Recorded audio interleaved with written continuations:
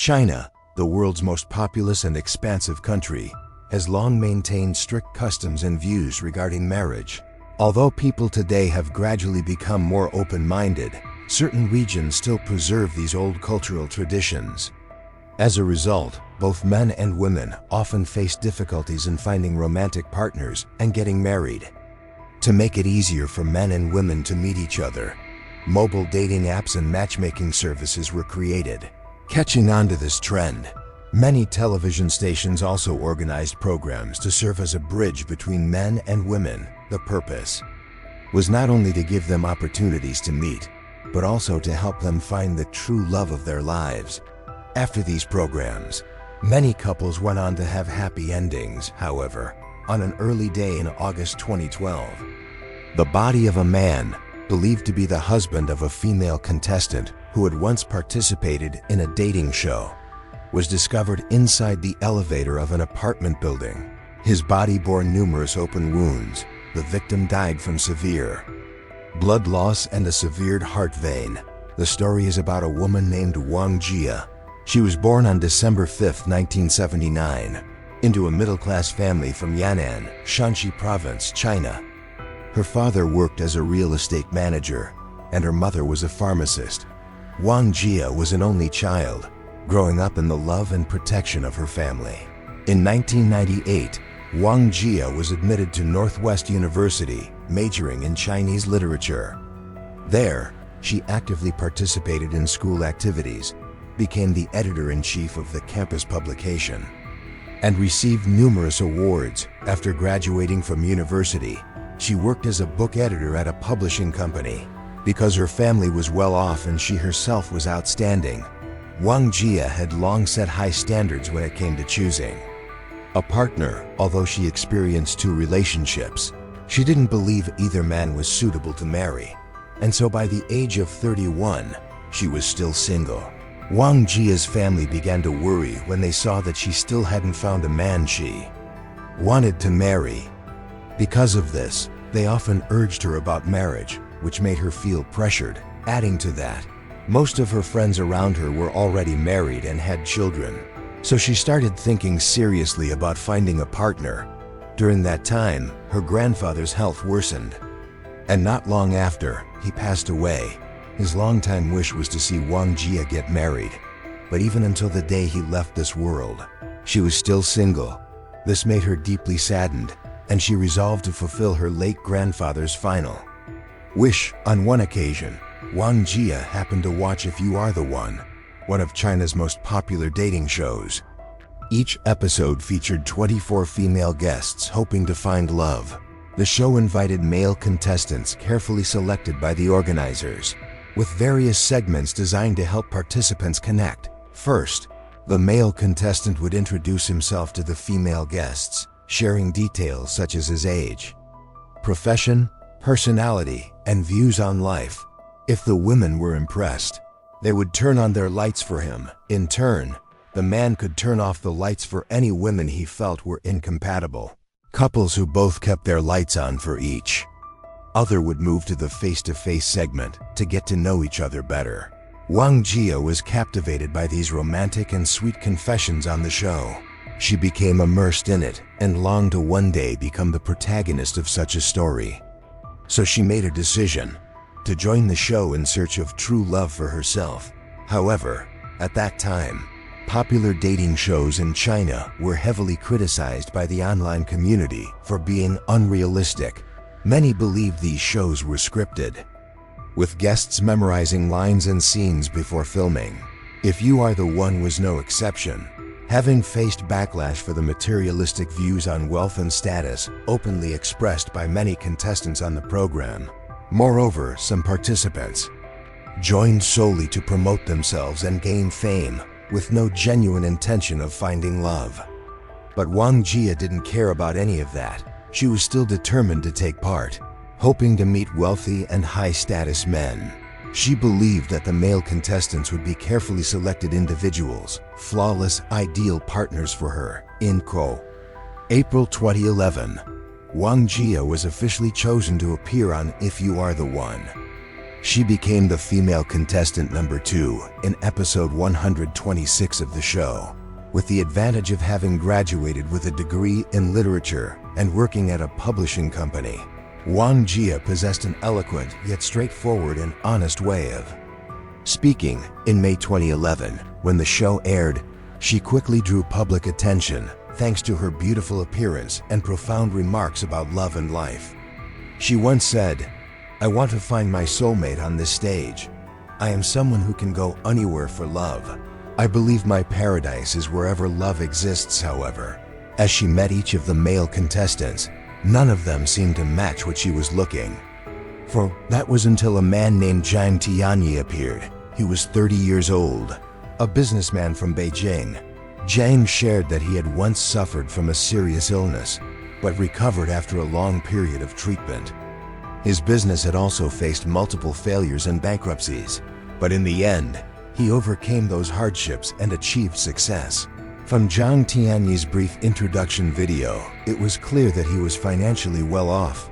However, in a large, nationally televised program like this, there were undoubtedly men with even more impressive family backgrounds.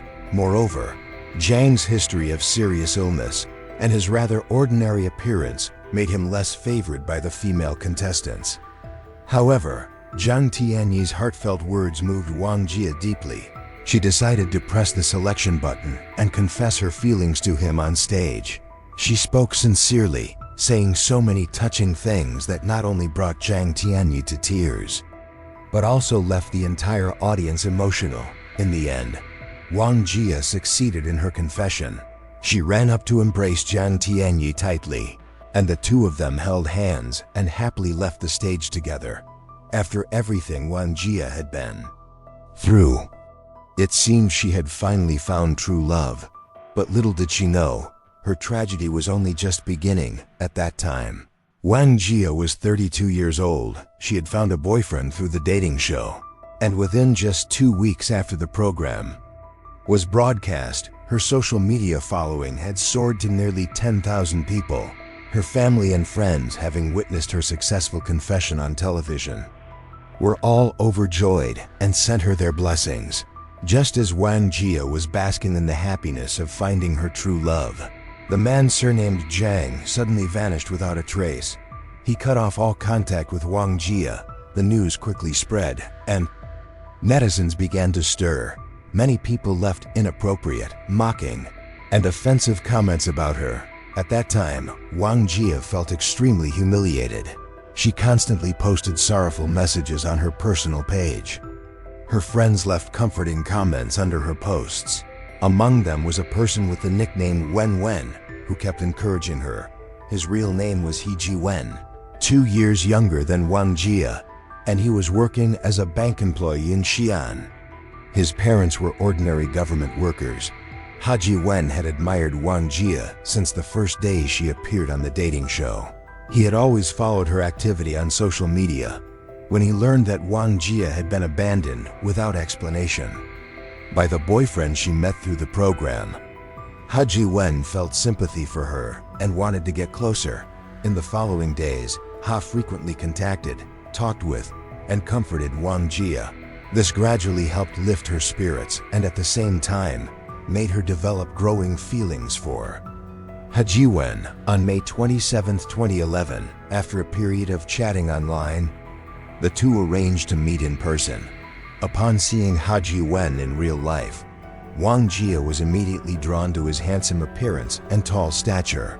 However, when Ha suggested they take their relationship to a more intimate level, Wang Jia hesitated because his family background wasn't what she had hoped for. Nevertheless, the more she talked and spent time with him, the more she was moved by his sweet attention and care. In the end, Wang Jia accepted his confession of love. Their relationship quickly grew close. Wang Jia's social media page was soon filled with sweet moments of her and Haji Wen together. Since both were already in their 30s, they hoped to move toward marriage soon. However, Wang Jia's parents weren't too pleased with Haji Wen because he was younger than her. Still, Wang Jia believed that the age gap wasn't a problem for them. she firmly decided to hold their wedding on New Year's Day in 2012. Seeing their daughter so determined, Wang Jia's parents had no choice but to go along with her decision. However, things didn't turn out as smoothly as Wang Jia had imagined.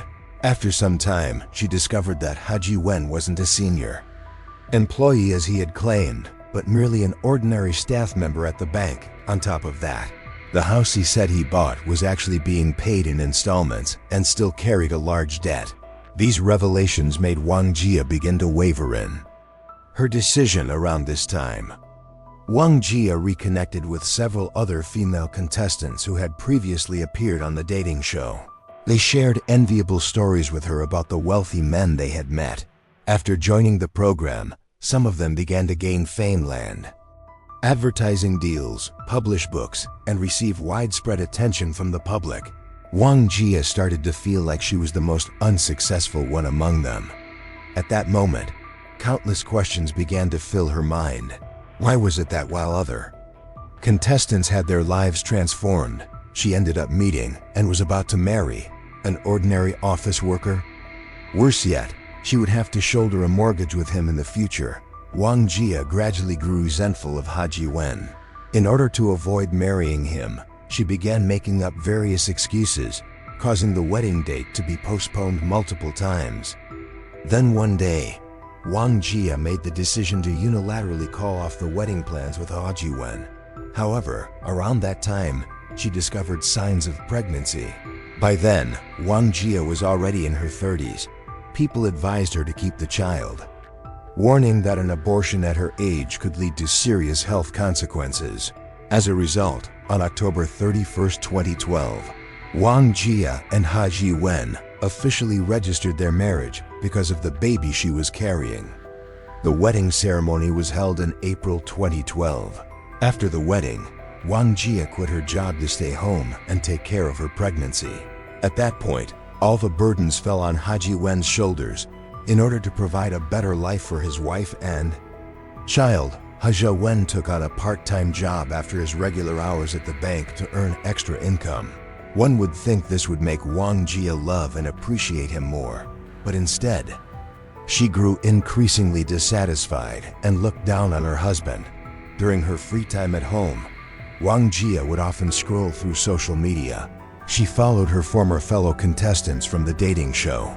Some showed off luxury handbags and brand new, high-end cars. Others posted photos of themselves traveling to beautiful destinations.